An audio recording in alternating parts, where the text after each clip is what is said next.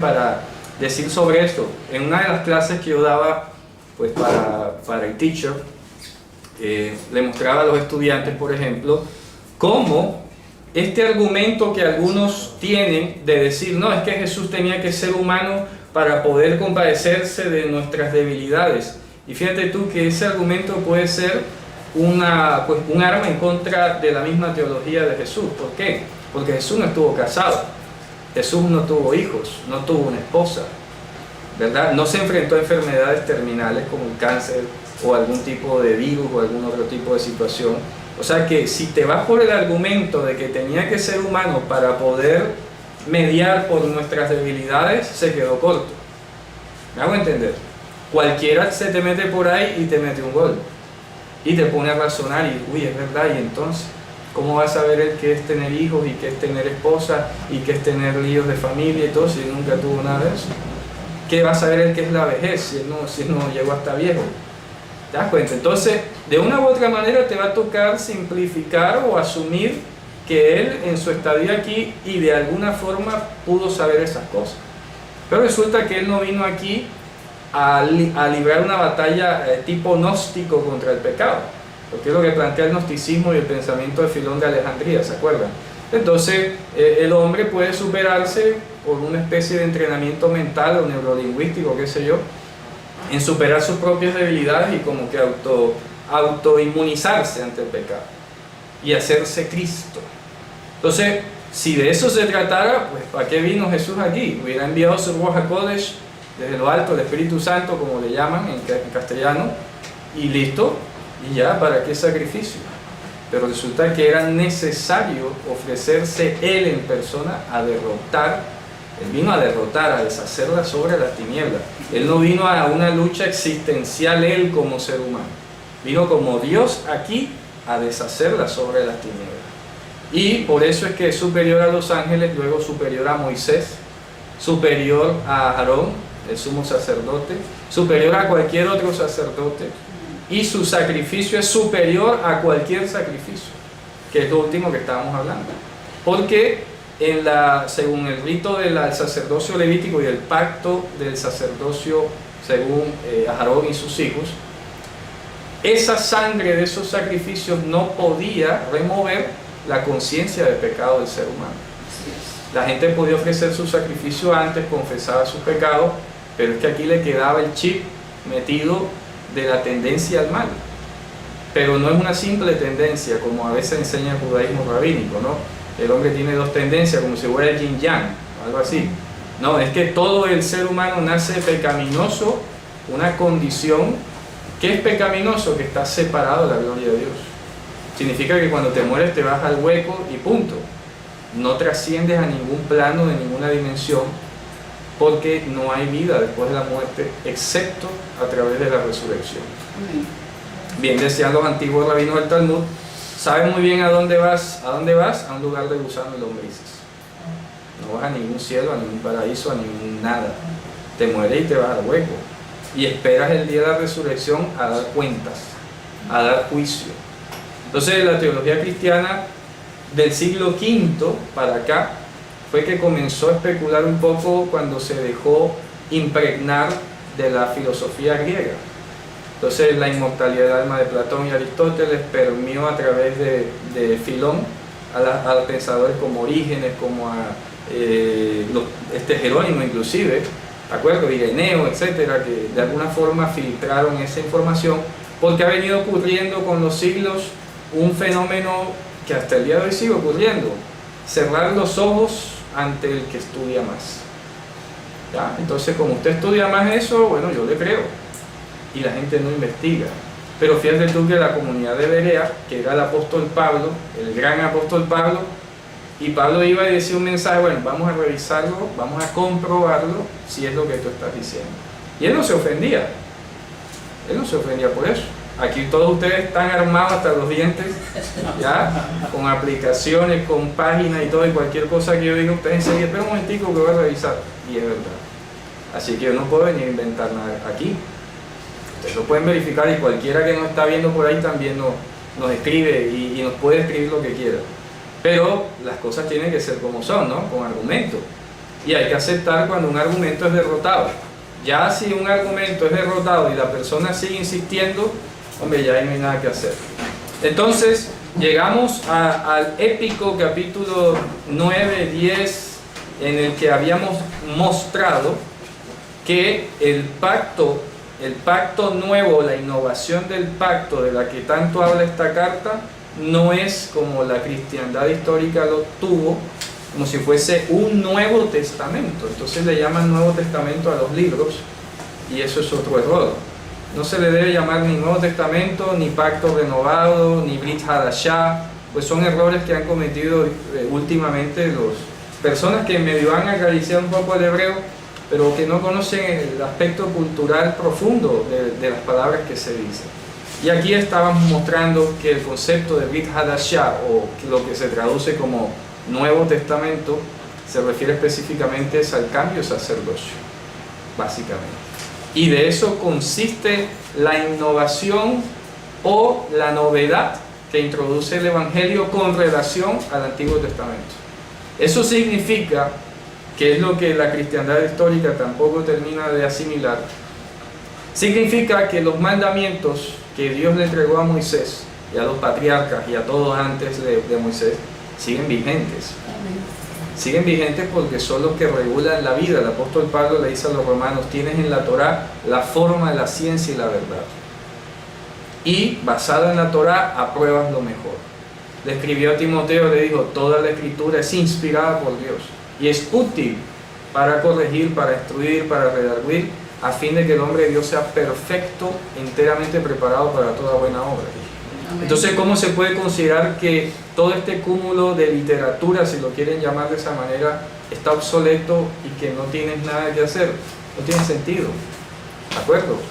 Es toda una fuente de sabiduría. Es más, ahora que estamos estudiando los 613 mitzvot, estamos viendo que aún algunas normas sobre sacerdocio, sobre sacrificio, a pesar de que hoy no se hacen, porque ya ha habido un cambio de sacerdocio, todavía tienen una valía a nivel de testimonio, a nivel de referencia, a nivel de práctica, y que en algún momento te va a servir.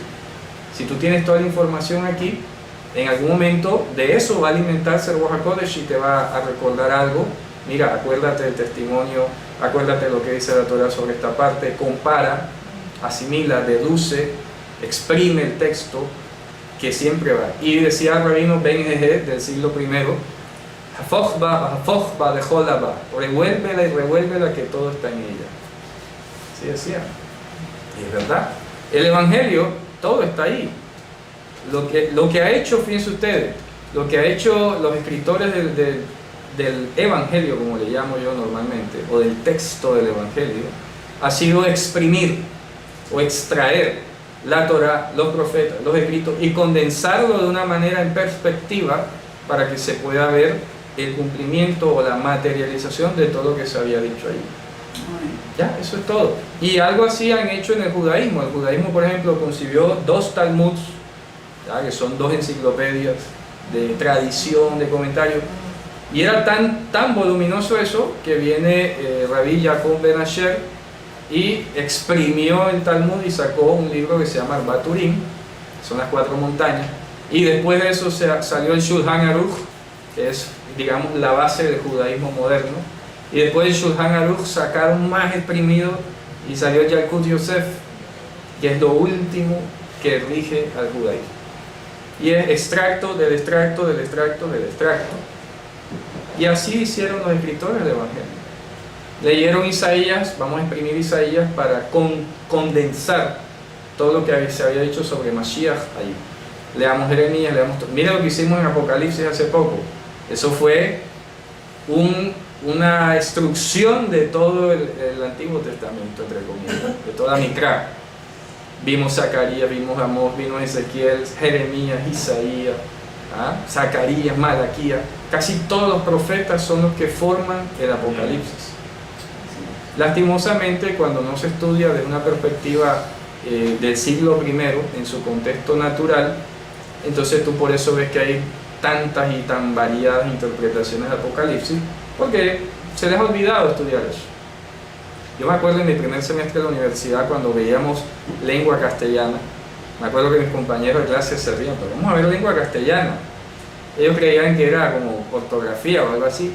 Y siempre me acuerdo de las primeras clases que decían, hay algo que se llama lectura metatextual.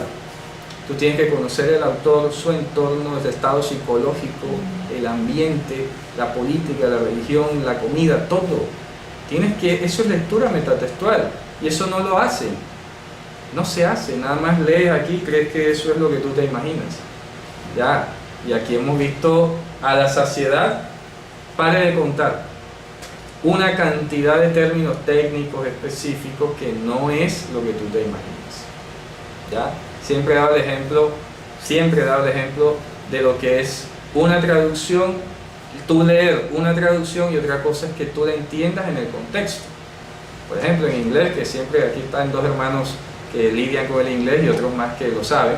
Una cosa es que yo traduzca Black Friday como Viernes Negro, y tú lees Viernes Negro en español, aquí dice Viernes Negro y eso suena tenebroso, satánico. Sí. Pero allá no es eso. Eso tiene su contexto vital. En alemán existe una frase que se llama el Sitz-im-Leben, que es el contexto vital, la puesta en la vida cotidiana. Sitz-im-Leben, ¿cierto?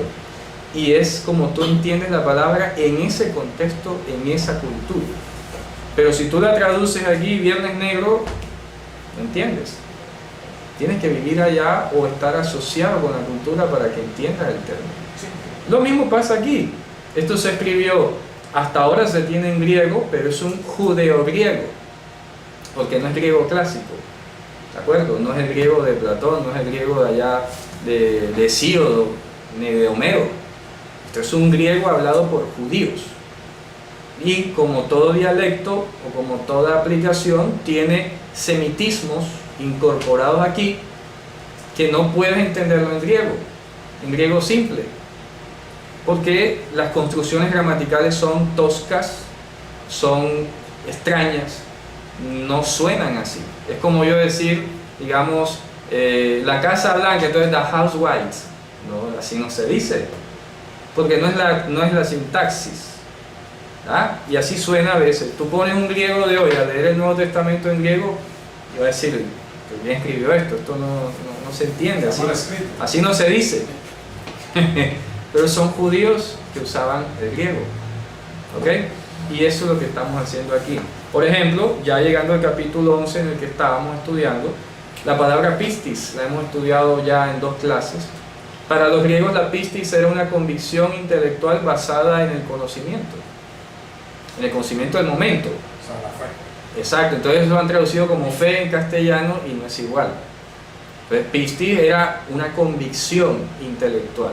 Entonces lo que dijera la ciencia, lo que dijeran los filósofos, los científicos del momento, eso era la pistis. Entonces pistis no es lo mismo que fe, y fe no es lo mismo que emuná en hebreo, porque la emuná es un concepto diametralmente opuesto a pistis, mientras que la emuná está dirigida a Dios como un ser inmutable en quien no hay sombra de variación, quien es la fuente de la verdad absoluta. Para los griegos eso es inconcebible. Nunca Zeus ni ningún dios del panteón griego reveló ninguna verdad a nada. Al contrario, los griegos, los dioses del Olimpo venían a meterse en los líos de los humanos. Entonces se volvían toros, el otro se transformaba y nunca revelaron ninguna verdad fundamental. Y hasta se peleaban las posiciones. Y el uno desbancó al otro y el otro arrojó al otro, y era una pelea que tenían allí, entre ellos un caos, un universo congestionado de dioses. Y los demonios no eran demonios, los demonios eran poderes, ellos llamaban fuerzas fundamentales de la naturaleza. No eran demonios. El griego no pensaba que existiera Satanás ni nada de eso. Entonces es imposible que en griego se digan ciertos términos que existen y son propios de la cultura judía, como en ninguna otra. Entonces hemos llegado a la palabra pistis. Bueno, es decir, entonces esas palabras de Satanás, diablos, Belcebú, eran propias son de la semíticas, cultura hebrea. Claro, eso no existe en griego. Y la palabra demonia en griego significa era fuerza fundamental, no un demonio. De ahí viene dinámica. No, de ahí viene demon. Demon es un poder, pero no tiene que ver con dinamis, es otra raíz. Entonces, hemos llegado al capítulo 11 después de haber visto toda la transición de lo que es la obra de Yehoshua, la transición del sacerdocio levítico al sacerdocio según Melquisedec. Estamos viendo que la primera definición que hace el capítulo 11 en el verso 1 es que es la emuná, o sea, Dios, la instancia última de lo que es esperado por nosotros. Es la demostración de lo que no se ve. O sea, que tiene dos rieles. Uno te está diciendo que un riel, en Dios descansan todas las promesas. De Él dependen y a Él van a terminar llegando. Y el otro riel es que todo lo que ocurre en este mundo es para demostrarlo a Él que no se ve. Y por eso hemos dicho que cada vez que uno observa una mitzvah, un mandamiento, una ordenanza, estás dando testimonio que Dios existe. ¿Sí me va a entender? Yo ponía el ejemplo en la clase anterior. Todo el mundo ha hecho los marcadores de X forma, ¿verdad? Todo el mundo lo hace así. Y todo el mundo lo repite igual. Y si yo vengo y enseño que los marcadores se pueden hacer de otra forma y mejor, y digo y lo compruebo, lo demuestro, lo pongo en práctica, y cuando la gente me pregunta, oye, ¿de dónde sacaste ese método de hacer las cosas? Digo, no, es que un Dios me lo reveló. No voy a estar dando testimonio que existe un Dios, claro, porque yo pudiera decir, no, me lo inventé yo mismo, porque yo soy un genio. Pero el pueblo judío nunca ha dicho, no, es que nosotros somos los más súper inteligentes de este mundo. Nosotros siempre tenemos 20 años de adelanto. No, es Dios que reveló eso.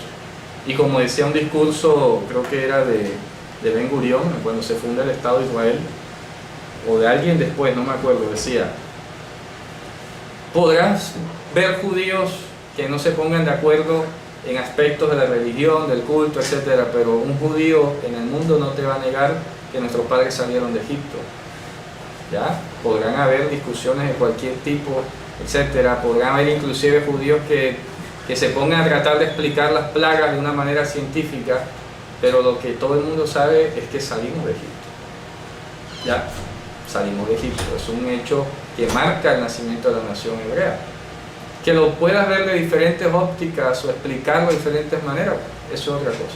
Pero es un hecho concreto, y ese hecho nunca nos lo hemos atribuido a que fuimos un pueblo guerrero, que como los hicsos, por ejemplo, que algunos tratan de asociarlo a los hebreos con los hicsos, pero no tiene nada que ver.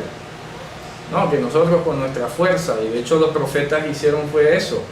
No vayas a decir en tu corazón, es que mi fuerza y mi arco hicieron estas cosas. Entonces es un pueblo o que está pasado de humildad y de grandeza, o es que tienen un Dios que los mantiene así, ¿cierto? Y que obra por ellos. Entonces estamos viendo, por ejemplo, aquí en el versículo 10, una cuestión maravillosa. Hebreos 11:10, dice que Abraham fue llevado a la tierra, a una tierra que él no conocía, que Dios le iba a mostrar, y Dios le termina mostrando una ciudad celestial. O sea que Dios llevó a Abraham desde Mesopotamia, luego en Harrán, de Harrán llegó a Canaán, y estando en Canaán le dice, bueno, mira al norte, mira al sur, al este, al oeste, que esta tierra que estás viendo te la voy a dar. Resulta que el Evangelio nos está revelando que más allá de estar viendo los 27.000 kilómetros cuadrados de arena, piedra y plantas del Medio Oriente en Israel, estaba viendo la ciudad, como dice allí, leando el verso 10. Esperaba la ciudad que tiene fundamentos, cuyo arquitecto y constructor es Dios. Cuyo tejedor y demiurgos. Entonces en la clase anterior hablamos de la figura del demiurgos, que para los griegos es una cosa muy distinta. El demiurgos para los griegos era esa mezcla entre Dios y lo material, que era lo que había originado la materia, pero aquí está diciendo que el demiurgos es Dios. Eso contradice la filosofía griega, ¿ya? Porque para los griegos era imposible que lo material proveniese de lo divino, porque ellos pensaban que lo divino era etéreo e inmaterial. Y aquí nos está diciendo es que todo cuanto existe en este mundo proviene de Dios. Y eso nos conllevó al otro tema que hemos planteado y que el judaísmo rabínico se ha encargado de cercenarlo, y es la corporeidad de Dios. El judaísmo antiguo de Qumran, de los rollos de Qumran, el del siglo I, durante el final del siglo I, todavía conservaba la idea de un Dios corpóreo. ¿Qué pasó? Que viene Maimónides en el siglo XIII, ve el riesgo que hay de mantener esa creencia por su cercanía con algunos conceptos de la cristiandad, y lo que hizo fue: vamos a cortar este cable rojo de aquí para que no nos estalle la bomba. ¡Tax! Y de ahí en adelante el judaísmo abrió una puerta a lo espiritual intangible, a lo inmaterial, y de ahí vino todo un flujo nuevamente, porque la gente no sabe que Maimónides era fanático de Aristóteles, ¿ya? De sus filósofos favoritos era Aristóteles. Entonces viene el dualismo aristotélico a través de Maimónides, y tú ves entonces que hoy existen judíos cabalistas, judíos que creen en el alma, que en las 5 partes del alma, que en las esferas, las sefirot, porque se abrió toda una puerta. Y es a partir de qué? Del cortar la creencia de un Dios corpóreo. Entonces se le abre toda esta cuestión de la dualidad entre lo espiritual y lo material. Entonces lo material vuelve a ser malo como los griegos, y lo espiritual vuelve a ser bueno. Y así era la visión griega. Entonces lo más lamentable y triste es que la cristiandad finalmente tuvo como referente de pensamiento judío fue Maimónides. O sea, se dieron, como dicen aquí, la vuelta al bobo. Porque entonces ya venían alimentándose con Filón en el siglo III, ¿verdad? El siglo II, siglo III. Se concentran las discusiones de los concilios, se deja un poco el tema de la filosofía y se concentra la discusión entre si Jesús es Dios, si es hombre, si hay Trinidad, si hay dualidad, si hay unidad, si María es Madre de Dios, si no es Madre de Dios. Todas esas discusiones se tomaron como 3 siglos. Cuando quiere el cristianismo organizarse, sobre todo en Occidente, porque el oriental se quedó quieto y ahí quedó, ¿verdad? Como ya lo hemos visto acá.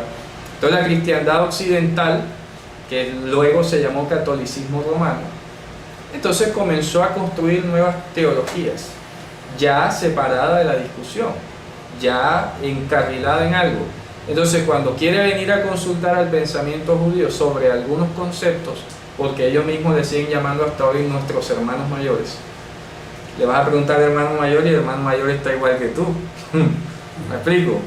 Está igual de contaminado, ¿ya? Y luego viene el catolicismo romano, la reforma protestante, 1500, 1600, y siguió en la misma línea. Tú no ves a ninguno de los líderes de la reforma volviendo a estudiar hebreo, porque creo que fue Lutero el que quiso estudiar hebreo, algo así, pero no estudió literatura judía, no estudió más nada. Estudió hebreo fue para traducir, pero no para pensar. Y nunca ves consultas de la protesta a la literatura judía, habiendo pues grandes, y eso es otro enigma que yo siempre he compartido aquí con el hermano Cristian, el hermano Orlando, es ¿por qué habiendo unos personajes más grandes que Maimónides en la época se le dio tanta preponderancia a Maimónides? Maimónides escribió en árabe, no sabía hebreo, no escribió en hebreo nunca. En cambio, Abraham ibn Ezra, inclusive el mismo Rashi, con todo y que no gustó de él mucho, escribieron en hebreo por lo menos, ¿ya? Y luego, como les decía ahorita, Jacob ben Asher, que escribió el Baal HaTurim, Sadia Gaon, grandísimos, Rav Huna, Mar Zutra. Tú nunca has oído mencionar eso. ¿Por qué? Porque el sistema quiere que pienses de una manera. Pero cuando tú accedes y te sumerges en ese océano, te das cuenta esa paleta tan variada, y que a través del estudio del Evangelio es que podemos nosotros venir a decidir, oye, este sí tenía la razón porque concuerda con lo que dice el Evangelio. Aquí este otro comentarista, no, este se fue derecho para otro lado. Entonces, no es que aquí nos creamos como los que vamos a decidir que bien está mal, no, es el Evangelio. Yo aquí no hago nada, el Evangelio. Yo que voy a decidir si este está bien o este está mal sin el Evangelio de por medio. No podría hacer nada. Yo estaría en un grandísimo dilema. Bueno, ¿cuál de las diferentes corrientes de judaísmo y de pensamiento judío es la más original? ¿ya? Si hay neortodoxos, ultraortodoxos, tradicionalistas, ¿verdad? Hasídico, etcétera, cabalista, bueno, ¿cuál de todo? Claro, pero yo tengo que ir a la fuente. Y la fuente es ir al texto original de la escritura y hacer ese trabajo que es un poco tedioso, porque tienes que aprender las lenguas, de aquí hebreo, arameo, griego, y comenzar a investigar hacia adelante y construyendo un fundamento que sea inamovible. Perdón, ha entrado una llamada extraña que no sé, no debería haber entrado, le puse hasta el no molestar. Ok, shalom. Entonces, no entiendo por qué no funciona ese mecanismo. El asunto, repito, es que solo de esa manera es que hacemos una ruta segura de investigación, ¿ya? Y podemos discernir el uso de las palabras. Vamos entonces al versículo 12. A ver, Dígame. En ese contexto, de pronto la gente dirá, no me vas a poner hasta ahora, este momento, a los 50, a estudiar hebreo, ya lo que es, lo que dijo, se dijo, lo que siempre se dice en la reforma protestante. Ahora van a cambiar el texto, entonces ya eso se escribió. Sí, La Biblia de vas a Reina. ver tú más que ellos. ¿Eh? No, yo no Primero sé si eso. sé más, pero sí sé que están equivocados. La Biblia de Reina, revisada por Valera, fue en el año 1560, y esa Biblia viene de otros judíos que la implementaron en Alcalá de Henares, que ya Claro, encontré. la Complutense, La Complutense, y de la Complutense bebe de la fuente de Alcalá. se suponía. Ya, cierto, de dos versiones, ¿sí? Sí. Y de allá bebe Reina y Casidoro. Casidoro de Valera, que es la versión más próxima, O sea, que 1560, Pero 1960. lo importante aquí es entender el concepto. Si no aprendemos literatura y gramática, por lo menos qué es lo que se pensaba en el primer siglo de ese momento. Claro, claro. ¿Cómo Esa se es la entendía? idea. ¿Cómo pensaba el hombre cuando llegó el Mesías? Claro. ¿Cuál era el concepto? Eso va más allá de traducción, de insisto. traducción, correcto. Si no nos ubicamos Más en allá de lo que siempre he compartido yo, ¿qué pensaba Marta cuando Marta le dice, si tú, Marta le culpa? Yo sé que va a resultar en el día postrero. Claro, dice, si hubieras venido, el Mesías dijo, hombre, me voy al cuarto día porque hasta el tercer día, si se resucitaba era parte Pasaba como algo ligero. como algo ligero, porque si voy al cuarto día ya estaba postrado empezando por allá. Ok, se lo hizo adrede para la gloria de Dios. Y cuando Marta lo ve, le echa la culpa, como le digo yo a mi cónyuge, si hubieras venido, siempre culpándolo. Sí, sí. Pero él se le presenta, yo soy la resurrección, y Marta le reconoce, en el día postrero. Ya Marta sabía que había Sí. día postrero. ¿Qué entendía Marta por el día postrero? Mujer, no iba a Claro. ninguna sinagoga, Sí, como sí. dice ahí. Era el menudo de la época. Era el menú o sea que ya Marta entendía que había un día de resurrección de muertos. Claro, Si era- no entendemos el concepto que el día postrero es el